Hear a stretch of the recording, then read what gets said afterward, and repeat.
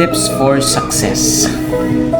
May mga tips nga sa kalampusan akong i-share sa inyo ha. Number 1, start today, not tomorrow. Ang kalampusan magsugod sa usa ka gamay nga lihok. Kaduha, disiplina labaw sa motivation. Kung mo disiplina ka, bisan kapoy mulihok gyapon ka. 3, focus on progress, not perfection. Ayaw kahadlok masayop, kahadlok nga di ka musugod.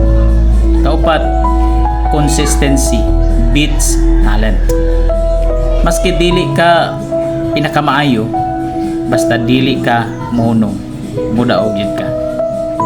5, small wins matter. Ang gamay nga kadaugan maoy motuklod sa dagko nga kalampusan. Ampo amping kadunay. God bless.